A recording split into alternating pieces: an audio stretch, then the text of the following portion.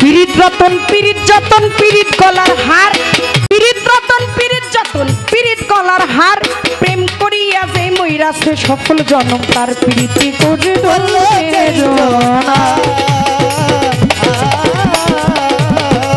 ওরে প্রেম করিল যে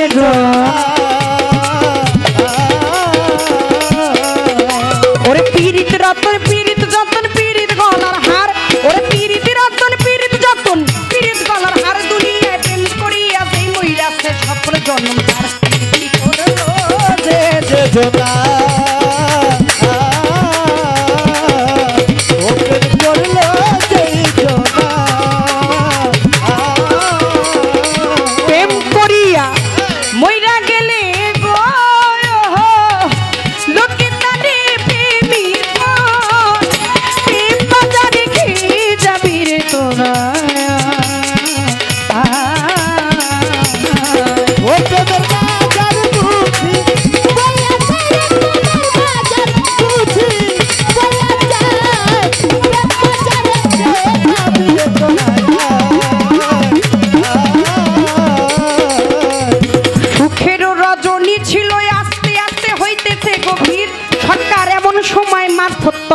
থেকে কথা করেছেন হাজির, আমার সুখের রজনী ছিল হয়েছে গভীর, শরীয়তি হইতে কথা লতিফ সৎকার করিলেন হাজির, আমি জবাব দিব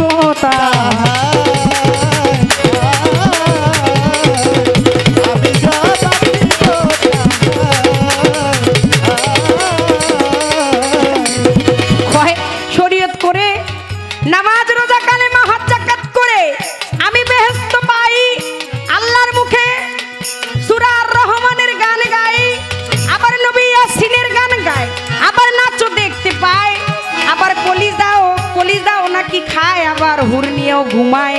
লতিফ সরকার ভাই ওই কথাই চাই, তাহলে মারফত কেন করবে আমার কাছে জানতে চায়, এত বেহেশত লইয়া দৌড়া দৌড়ি মারামারি পারাপারি কে করে? ওরে আমার ভাই, ওরে বেহেশতে থাইকা কি লাভ হইব? এক কথায় জবাব দিয়া দিই, যদি থাকি একা আমার মজিবুল বছর মাঝ ভান্ডারি আমার পাঁচপীর বাবার সাথে যদি লতিফ সরকার না হয় রে দেখা, আমি বেহেশতে থাইকা কি লাভ হইব আমার? আমি যদি থাকি একা আমার দীনবন্ধুর সাথে যদি না হয় কবু দেখা, আমার বন্ধুরে বুকে লইয়া আমি দোজকে থাকিব, ওরে আমার যত মনে কথা সব তাকে বলিব, তুই যদি আমার হইতি রে পাঁচপীর আমি হইতাম তো, ওরে মাতা আমি হইতাম তো ভান্ডারি বলেতে বসাইয়া তোরে, বলেতে বসাইয়া তোরে ওরে বাবা তোর তুই যদি আমার হইতি রে। আমি মারফত করি আমার বন্ধুকে পাওয়ার জন্য, আমার বেহেশতে যাওয়ারও কোনো আশা নাই আপনি বিশ্বাস করেন, আর দোজকে যাওয়ারও কোনো ভয় নাই। আমার মজিবুল বছর মাছ ভান্ডারি যেইখানে থাকে আমি সেইখানে থাকলেই খুশি, আমার বেহেশতের কোনো দরকার নাই। ওই যে গাদিরে ঘুম ভাষণের সময় দয়াল নবী বলে গেলেন সাহাবারা হয়তো তোমাদের সাথে আর দেখা হবে না, রেখে যাচ্ছি দুইটা জিনিস, একটা হচ্ছে পবিত্র কোরআন। সাহাবারা হাউমাউ করে কেঁদে উঠলেন, বুঝলাম। দ্বিতীয়ত বললেন আহলে বায়াত, আহলে বায়াত, আহলে বায়াত অর্থ কি? আহল শব্দের অর্থ হচ্ছে বংশ, আর বায়াত শব্দের অর্থ হচ্ছে বিক্রি হওয়া, মুরিদ হওয়া। এইবার ওই যে বলেছেন নামাজ পড়লে তারা কি কয় বাবা? নামাজি। হজ করলে হাজি, দান করলে দানবী, রোজা করলে রোজাদার বা রোজাদি। কিন্তু মুসলমান কি করলে কয়? মুসলমান কয় একজন আত্মসমর্পণকারী। আমার আল্লাহ পাক বলছে মুসলমান না হয়ে কবরে আইসো না। বাবাই নিয়ে আজামের ঘরে সুন্দর করে আঁকা বাঁকা পত্রে সোজা করে আনলে এটারে কি মুসলমান কয় নাকি? আরে সুন্নতে খাত না, অনেক তো বিয়া শাদি তো এত অনুষ্ঠান হয় না, মুসলমান বানাই লাইছে, মুসলমানই করে লাইছে। আল্লাহ বলছে মুসলমান নয় কবরে আইসো না। মুসলমান হইতে হইলে একজন আত্মসমর্পণ করতে হবে, পাঁচ পীরের দরবারে যাইয়া মান অহংকার ত্যায্য করে ভক্তি জানাইতে হবে। আমি মারফত করি তার সাথে লয় হওয়ার জন্য, আমি তার জাতের সাথে মিশার জন্য, আমি তার রঙে রং ধরার জন্য। আমার সেই দীনবন্ধুর ছবি নিয়ে, আমার দয়ালের দেয়া মুখের বাক্য নিয়ে ওই বাণী জপতে জপতে আমি এই দুনিয়া থেকে বিদায় নিতে চাই। আমি মারফত করি ওই রঙে রঙ্গিলা হওয়ার জন্য। রাখেন, প্রশ্ন করি আপনার কাছে, ওই যে গাদিরে ঘুমে যে পয়লা গেল আমার দয়াল নবী আহলে বায়াত, ওইখানে পঞ্চজনাকে আহলে বায়াত, আহল শব্দের তো বংশ, বায়াত শব্দ বিক্রি হওয়া, মুরিদ হওয়া। এখন সাহাবাররা যে কথা নতুন লাগে, তারা বিক্রিটা হবে কোথায়?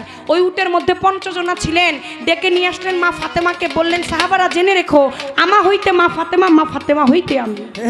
একটা কাপড় দিয়ে ঢেকে রাখলেন ইমাম হাসান এবং হোসাইনকে, বললেন জেনে রেখো, আমা হইতে ইমাম হাসান, হাসান হইতে আমি, আমা হইতে ইমাম হোসাইন, হোসাইন হইতে আমি।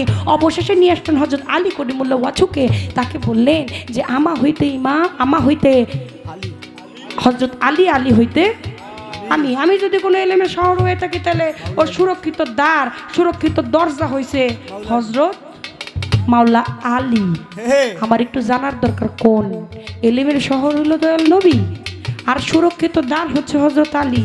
তারপরে আবার শরীয়তের নবী আলাদা কইরা আর একজনের নিযুক্ত করার কারণটা কি? রাখেন, গানের মধ্যে কথা শুনবেন না, বলেন কথার জবাব বলেন। ওই দ্বার দিয়ে প্রবেশ করতে হবে, হযরত আলীর দ্বার দিয়ে যাইতে হবে, দয়াল নবীর কাছে শহরে প্রবেশ করতে হবে। তাহলে আলাদা করে শরীয়তের নবী নিযুক্ত করলেন, এটার কারণ কি? আর এই যে শরীয়তের শুধু এই যে মারফতের যেই আমার সেরাক এবং আপনার শরীয়তের বাঘ, তারেও আবার বাঘ বইলা গেলেন। হযরত আলীর এই বাঘ বলার কারণ কি, আর কবে কোন দিন থেকে বাঘ হলেন? যদি বাঘই হয়, এই বাঘের কাছ থেকে আবার আলাদা করে শরীয়তের নবী নিযুক্ত করলেন। এই দুইটা কথা আপনি যেইভাবে খুশি আপনি দাঁড়িয়ে আপনার ভক্তদের উদ্দেশ্যে বলেন। এই পর্যন্ত বলা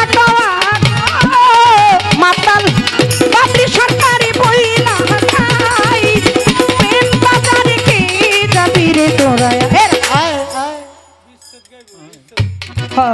কি বিস্তার যাইছে দুনিয়ায়। একটা শিল্পী যখন গান গায়, তখন আমি অটো রেকর্ড না, আমি রেকর্ডের মধ্যে যেমন টিপ দিলেই বাজে, অনেক মোবাইল দেখবেন, এই মোবাইল খালি ইউটিউবে বাইর করে ক্লিক করলে হয়। আমি ক্লিক করলে বাজি না, আমি কোনো ল্যাপটপ বা কম্পিউটার না, আমি একজন রক্তে মাংসে গড়া মানুষ। আমি বাউল গান গাই, বিচার গান গাই, আমার প্রিয় মুর্শিদের ছবিটা সামনে নিয়ে আল্লাহর কোরআন হাদিস দলিল ঠিক রেখে, এটা নিজের থেকে গাইতে হয়।